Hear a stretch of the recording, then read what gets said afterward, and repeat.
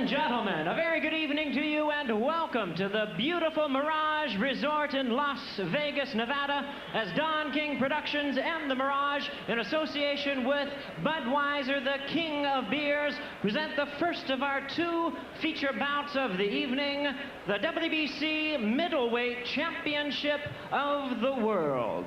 This event is sanctioned by the World Boxing Council President Jose Sulaiman and the supervisor Hague Collegiate, along with the Nevada State Athletic Commission. Presenting the officials as appointed, judges at ringside, Art Lurie of Las Vegas, also from Las Vegas, Dalby Shirley, and from Sacramento, California, Terry Smith. And now introducing the referee in charge of this bout, Mills Lane. Well, fans, here we go. This feature event is for the WBC Middleweight Championship of the World, scheduled for 12 rounds of boxing. Introducing to you first on my right, the challenger fighting out of the blue corner. He is wearing black and white trunks and fighting out of the Bronx in New York. He weighed in at 159 pounds with a record of 16 wins, 2 losses, and 1 draw. He has 5 wins by way of knockout. He is the #1 middleweight contender by the WBC, and they call him the Magician, Dennis Milton.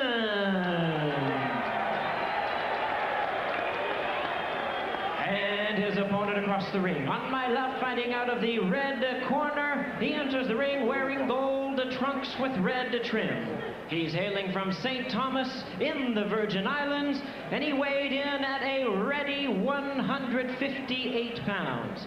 His outstanding record includes 41 victories, only 1 defeat, and 39 big wins by way of knockout. He's the former WBA Junior Middleweight Champion, currently the reigning WBC Middleweight Champion of the World, Julian the Hawk Jackson. Once again, here's your referee in charge, Mills Lane, now to give instructions.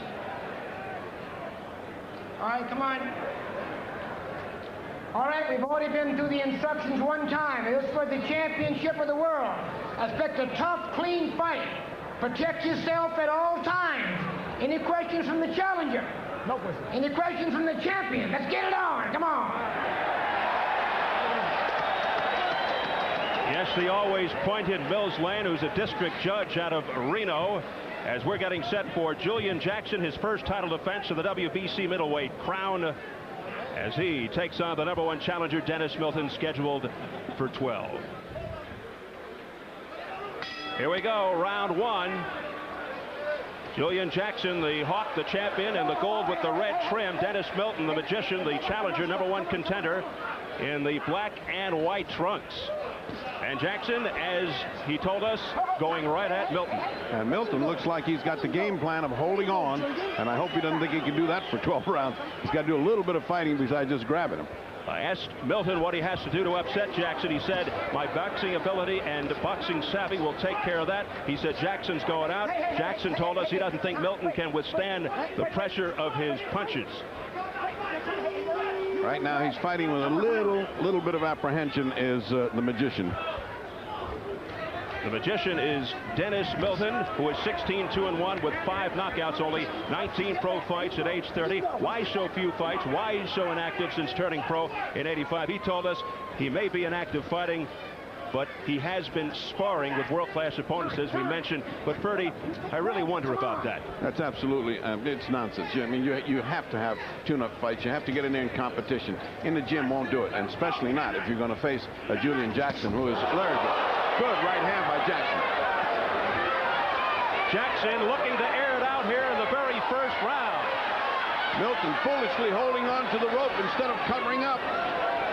He is very apprehensive and tight. All that ring rust is showing. He certainly doesn't look like he belongs in the ring with Julian Jackson. Midway through the first, Milton, who last fought just to set the record straight June 28th, the second round TKO over Pat Brennan in Vegas, said he feels Jackson doesn't have the skills and that this fight won't go to the judges. Well, right now, Jackson's looking to end it. in the opening round.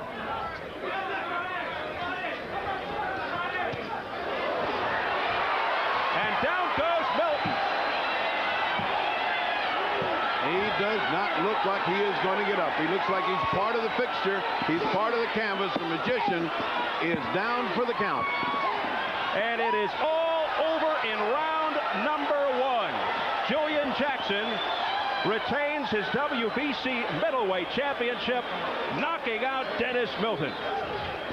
So much for the theory that you can go to the gym and work 18 months and hope to face a guy like Julian Jackson. This is Jackson's 10th first-round knockout, and he is now 42-1 with 40 KOs, 6-0 in championship bouts. His average rounds per championship bout 4. This one in the first.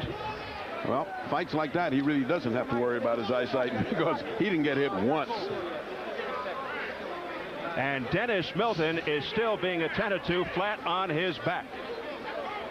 Well, the precaution that they take here, and they do in New Jersey and in Florida, many states, is to leave him down, even though his eyes are open, and he responds until he's fully clear-headed. Then they sit him up, and then from there they progress to standing. His eyes are open. He seems to be reacting, so it doesn't look like any difficulty there. It's just a resounding knockout. When Julian Jackson knocks you out, he knocks you out. I mean, they can count to 100. And we feel for Dennis Milton right now. Mills Lane is hovering over him to make sure at least he's comfortable. Well, and he's in bad shape, getting up very slowly. The doctor's there, of course.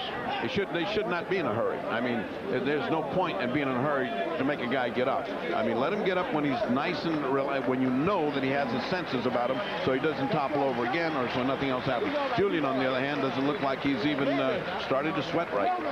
Milton is on his feet, so thank goodness for that. Now they'll sit him down.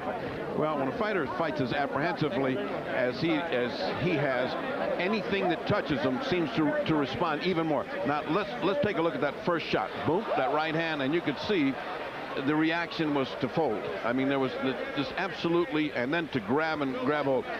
There was no concept of counter punching here or to protect himself.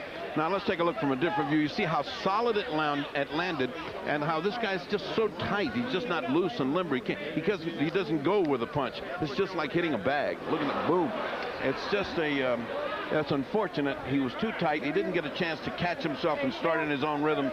It's kind of unfair, but for him, because he just didn't have it to be in there with Julian Jackson. Let's see what happened at the end of the fight when Jackson, who's one of the great finishers in boxing, finally puts the quietus on the hapless magician. And there goes Dennis Milton and part of the canvas. Well, the magician pulled a disappearing act here against Julian Jackson. Well, no magic tonight. It was just a straight, hard performance by a really good champion in Julian Jackson. Let's take another look at that. The right hand that lands alongside of his face just short circuits all the neurons, and there is nothing left to keep him standing or in the conscious world. He's knocked out. Julian Jackson's mission to unify the middleweight title after WBA champ Mike McCallum meets IBF champ James Toney in December. McCallum is the only man ever to beat Julian Jackson back in 1986 when they fought for the junior middleweight championship. So let's just hope that the challenger Dennis Milton is okay. Let's get the official word from our ring announcer Jimmy Lennon Jr. Ladies and gentlemen, we have the time. 2 minutes, 10 seconds in round number 1. The winner by way of knockout and still the WBC middleweight champion of the world, Julian the Hawk Jackson. So there you have it. Julian Jackson retaining his WBC middleweight championship, his first title defense.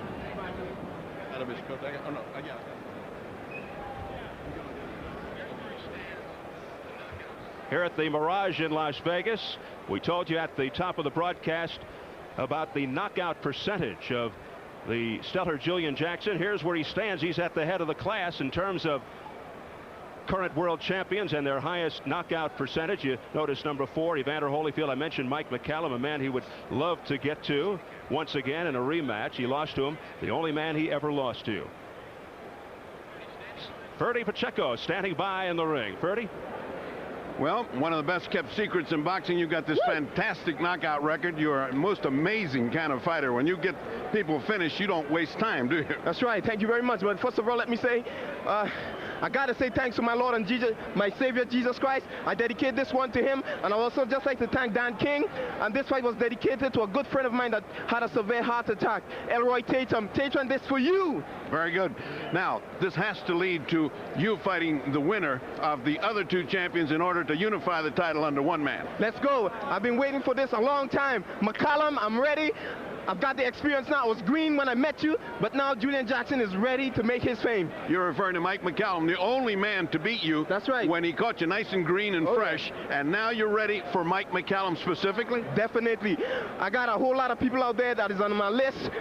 They call me the Hawk because there's a lot of chicken running from the Hawk. And I want the world to know that Julian Jackson is making his mark in the boxing today. Well, there wasn't too much magic to the magician today. Let's go, Terry Norris. Did you feel that his inexperience and the fact he hadn't fought for 18 months, he looked so cold and he looked so tight, did you think that made it easier to knock him out? I think Terry Norris was intimidated. Dennis Milton was intimidated because of my record. I saw it in the weigh-in. I saw it at the press conference, and I decided that I'm going to go out and I'm going to attack him. Don, how hard is it to make the elimination batch and him to fight the winner? How hard is that? It's been very hard to get anybody to fight the Hawk. They've all been running away from him and making excuses and acting like they don't want to fight him and act like they do want to fight him but not fighting him. But now he's ready to fight. We're going after everybody out there. I don't care who it is. We're going to take all names and fight.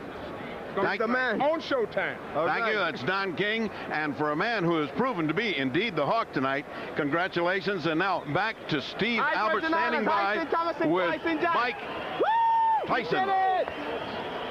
All right. Thanks very much, Ferdy. And Julian.